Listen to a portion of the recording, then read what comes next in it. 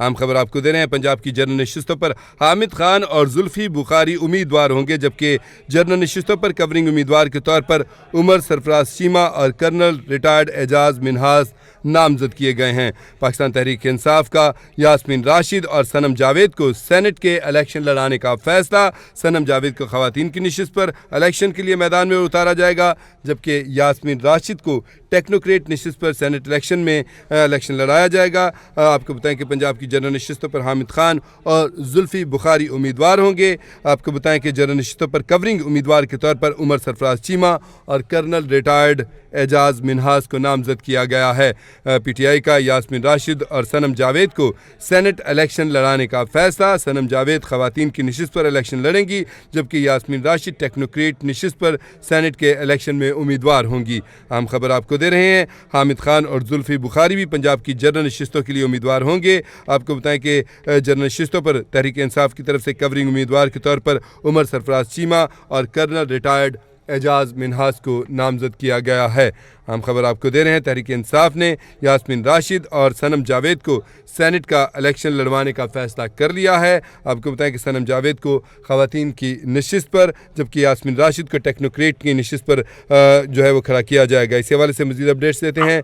लाहौर से नुमाइंदा capital TV मियाँ आमिर जमील हमारे साथ लाइन पर मौजूद हैं। जी मियाँ साहब, अपडेट कीजिएगा, ये सेनेट के लिए जो उम्मीदवार उतारे जा रहे हैं पीटीआई की जानिब से। जी बिल्कुल, इजाज देखा जाए तो इस वक्त पीटीआई की जानिब से यास्मीन राशिद, सनम जावेद को सेनेट के इलेक्शन लड़ाने का फैसला ये हमें पीटीआई के जराए बता रहे हैं, जबकि तहरीक इंसाफ का सेनेट में सनम जावेद को भी इलेक्शन लड़ाने का फैसला किया गया है, जबकि सनम जावेद को खवातीन की नशिस्त पर इलेक्शन के लिए मैदान में उतारा जाएगा, जबकि यास्मीन राशिद को अब टेक्नोक्रेट नशिस्त पर जो है सेनेट के इलेक्शन में उम्मीदवार होंगी, जबकि पंजाब की जनरल नशिस्तों पर हामिद खान और जुल्फी बुखारी उम्मीदवार होंगे।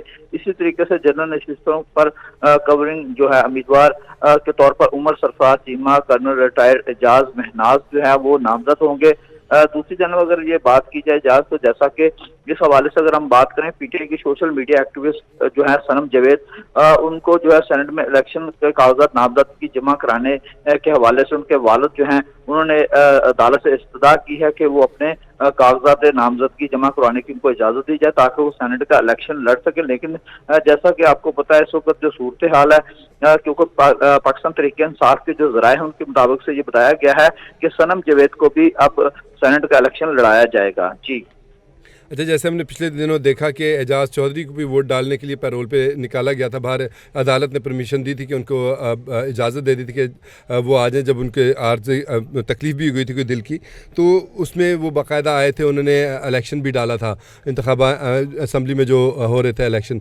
तो फिर उसके बाद क्या हम तवक्को कर सकते हैं यास्मीन राशिद को और सनम जावेद को, जो कि पाबंद सलासल हैं, इनको भी इलेक्शन लड़ने की इजाज़त देने के लिए खुसूसी अहकाम जारी किए जा सकते हैं?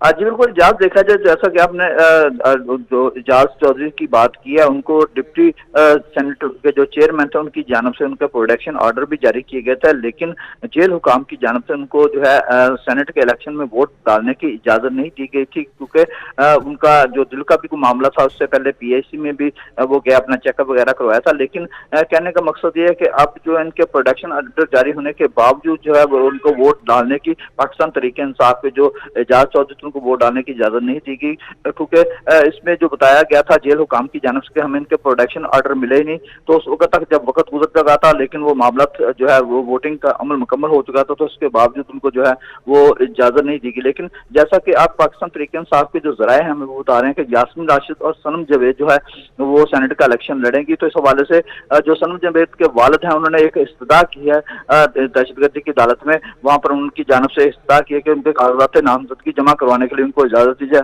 उनसे दस्तखत लिए जाएं ताकि वो सेनेट का इलेक्शन लड़ सकें। जी बहुत शुक्रिया मियां आमिर जमील।